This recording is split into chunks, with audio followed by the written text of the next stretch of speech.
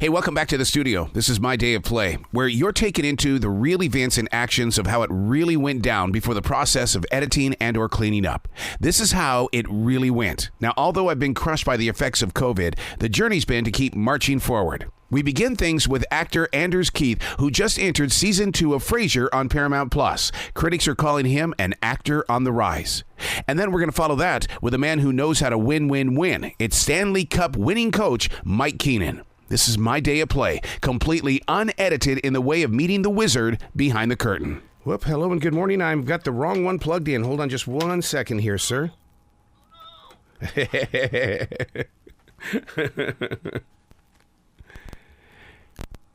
There you go. You should be hooked up with me right now. You good? I'm good. Yeah, how are you guys doing today? Friend, here's Anders. Take it away, Arrow. Good. Only a single today, Arrow. Okay, thank you so much.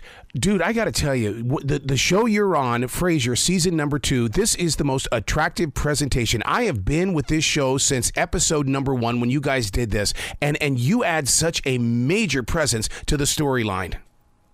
Thank you so much for saying that, Arrow. I appreciate that. What is it like to be on that set? Because I would be breaking out of character every 5 seconds because there's so much talent on there, and it's all about comedy that comes from out of nowhere. Well, yeah, there are definitely some moments where we break, but thankfully we get that out during rehearsal too. Yeah. We're rehearsing all week, and so we usually know what's coming. Sometimes on the show night, though, either something isn't working or they just want to try something new. So the writers will come up and say, oh, try this. And they won't tell the other actors. And some of those ones, really catch you by surprise. It's a fun thing to be around. It's sort of like playtime or doing improv. I was going to ask you about that improv because when you've got that live audience right there with you, I mean, can you stray away a little bit from the writing?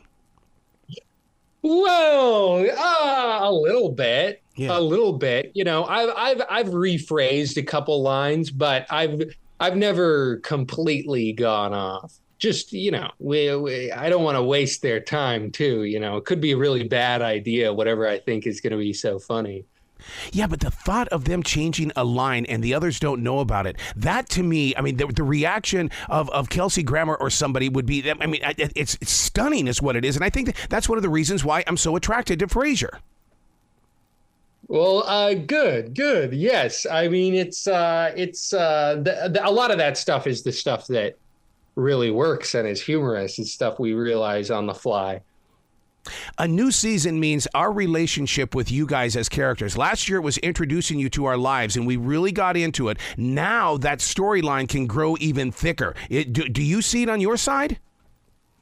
I do see it on my side. There's last season, we were all trying to fill our parts as actors, and while also inform the characters. And this one, that harmony is even further. The writers and the actors are working in tandem, and it's a beautiful thing to see. Both I experienced it with my character, and I watched my co-stars Tokes really learning, moving into this new character, and now we really get to experience, now that we know them, as you said. Well, I've always wondered if it's like a radio morning show where we've got to, when we bring people together for the very first time, it's all about body language and eye-to-eye contact. Is it the same for you? Or because you can't just go out there and just run off with a bunch of lines. There's got to be some sort of relationship.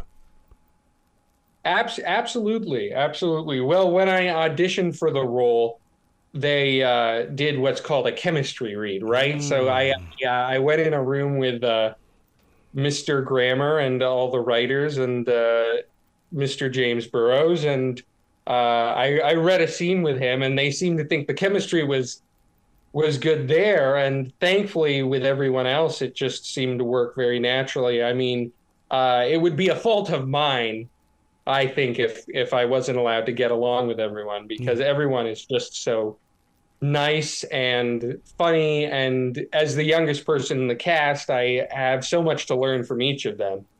Wow, that's interesting you say the youngest person on the cast, and yet I feel like you're an old soul on the show, that you really do fit in with everybody. Well, thanks for saying that. Yes, the character definitely is a bit of an old soul. And I too feel like an old soul sometimes. Old soul of a shoe.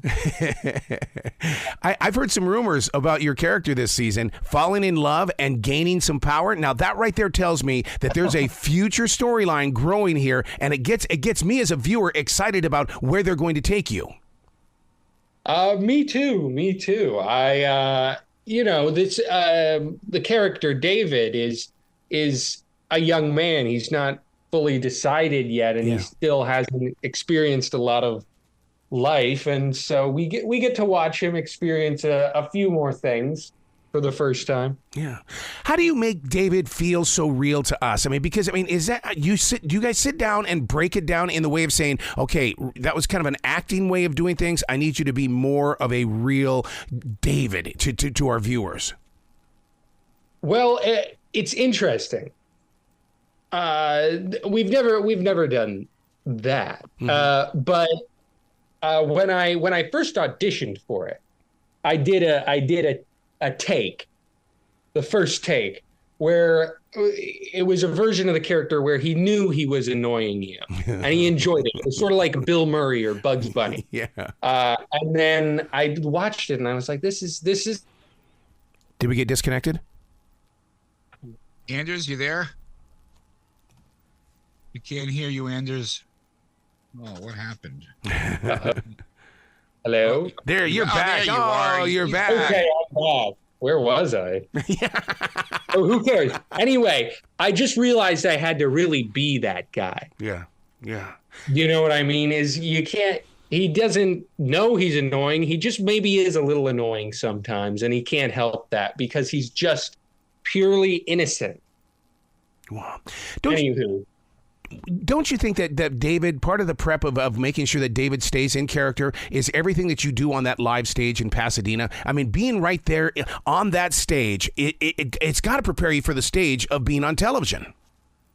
Yes, it does. It does. With a normal play, we do have a bit more rehearsal. We only rehearse the episode for a week, and that's done in the traditional style of a sitcom where you only have a week. But something about rehearsing it only for a week, just having the material, makes everything feel very fresh, and I think makes it almost impossible for it to feel canned, because at the end of the day, you just have to know the lines and be that guy. And that's all you can really rely on besides because everything else is there. You know, the sets are there, the costumes are there, the hair and whatever else. Your fellow actors are right there and they're ready to act with you. And so all you have to do is just show up and be that guy. And I guess in my case, I was that guy. Wow. You know, you really bring up a great point about everything that takes place before it reaches us on this side of the screen. Because, I mean, we get to see 22 minutes of a storyline, but the time that you guys invest in making sure that Frasier is still moving forward and still is very attractive to us. Yeah, I mean, we spend a lot of time on stuff like that. There are times we read one version of a script and then we get an email at 3 a.m. from the writers, and they say, well, here's the new script. And they will have changed it because they want to be intentional about where this character of Frasier and now all our characters are going. And I really appreciate that. Everyone on set is just so excited to be working on this and to be there and really wants to make a good product. My guilty pleasure in watching Frasier on Paramount Plus is the fact that I will stop it and rewind it and study the craftsmanship when it comes to that writing and how you delivered it. And I can't be the only one who does that because, I mean, you guys deliver that stuff so perfectly, and I just want to know how you do it. In terms of delivering it, well, you know, I mean, how deep do you want me to go? It's basically like playing catch, you know. it's in my mind, it's like playing catch with an egg. Yeah. Because if you drop the ball, you can't pick it back up. You know, you have to, okay, let's restart. Yeah, let's reset. And everyone on set is so good at keeping that ball in the air. And it's like watching tennis. Yep. It's people being competitive in a sense, at least characters, hitting a ball back and forth, and you want to, and he says this, and he says this, and he says this, he misses the ball. Sort of like a sport, I guess. You do want to watch the instant replay. Where can people go to find out more about you, Anders, and really get into everything that you're involved in? Your local library, maybe side of a milk carton. I don't know. No, the internet. Possibly, I guess you could look me up, but you can also watch Paramount Plus and Frasier on Paramount Plus. Haha. I love it. I love it. Please come back to this show anytime in the future. The door is always going to be open for you. Thank you, Arrow. I appreciate it. Well, you be brilliant today, okay? Thank you. You too. Thank you. Coming up next, I stump Coach Keenan. Yeah, the Mike Keenan, the Stanley Cup winner. Recording in progress. Okay. With his Indian stick, right? Is that your Indian stick, Arrow? It absolutely is. It's called a coup stick, yes. Yeah, there you go. All right, Mike Keenan's here. You'll have till just before 10 after. Go ahead. Wow, congratulations on a very successful journey, sir, and how faithful you have been. That it is such a victory to see you continue to grow forward. Thank you. I appreciate it very much. How part of my, I guess I can't wait till I grow up. Part of my youth. I totally believe in that, because I still tell people I'm 17 years old, and there's no way I am, but inside I still have those visions that I want to accomplish things. Absolutely. So it's a good thing to stay young.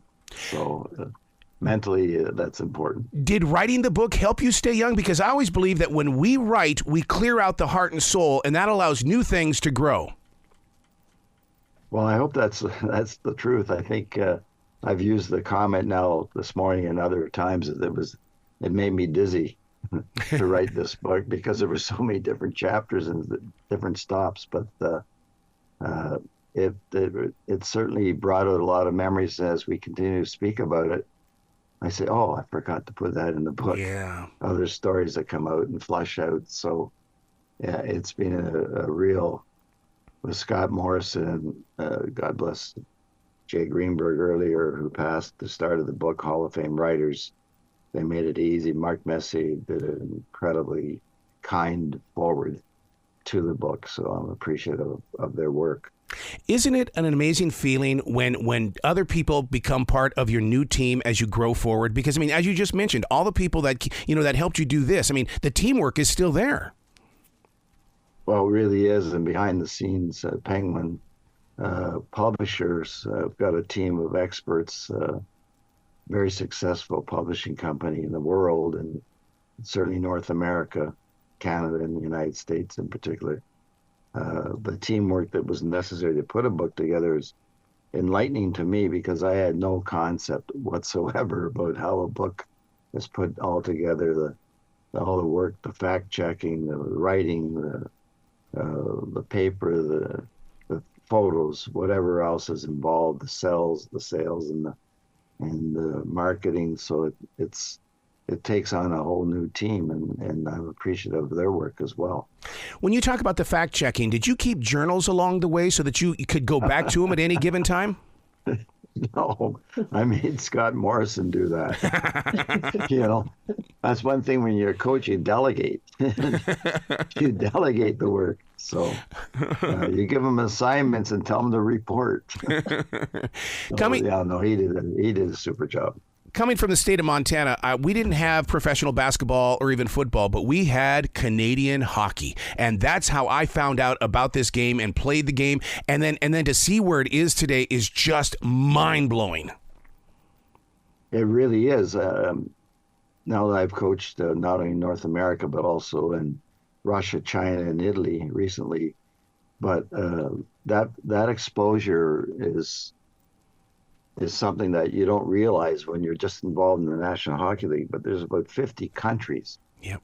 that play hockey and have organized hockey that play in the International Ice Hockey Federation umbrella, and the likes of South Africa, Mexico, I can go Australia, go on and on. Of course, all the European countries and all the East Bloc countries in China now. So it just goes on, and you'd be surprised how many people in the world are exposed to hockey, which is great for us who love the game and being involved in it. But it's also enlightening for us to see that there are so many different areas in the world, and it's not always related to cold climate. Yeah. It's, as is the National Hockey League's not related to cold climate either. Yeah. I'm just amazed at how the game has now moved outdoors. I mean, even with our own level of hockey here in Charlotte, I mean, it sells out instantly. People are there to see that outdoor hockey game. Yeah, that's a fun part of it. It's nostalgic, and it takes the players back to their youth. Most of them learn to play in outdoor rinks, not all of them, but many of them. And I think that's why it's exciting for them, and it's a exciting venue for the fans to go and be outside, because that's where the game originated. Mm-hmm, mm-hmm. Now, does the coach play a major role in the imaging and branding of a team? Because when I go to a game, my eyes are always on the coach. Great question. I think that in some instances, the team takes on a certain personality, and part of that personality, I would think, is impacted by the coach. And I think that's probably true for all sports, but particularly for hockey. Yeah, yeah. Speaking of, in hockey, one of the things that I love is the passion of the fan. And I will actually cry a tear when I'm over there at that gate when the team goes out to finish the night, because fans are there. They support them in such a huge way, and with their jerseys and with just everything about them. They are real fans.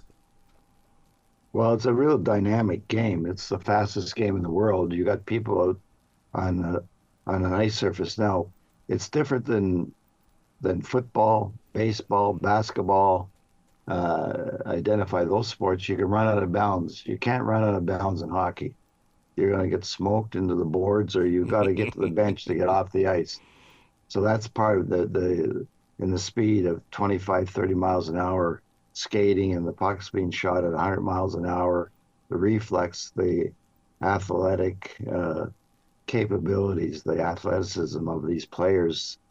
You're going at that speed, but you're on a blade that's probably a quarter inch wide and maybe 1 inch or 2 inches on the ice itself. And you got a club in your hand that you could kill anybody. Pardon that expression. So, sorry for saying that, but it could be dangerous, and that's why fans love it, because it's so dynamic. Particularly when you see it live.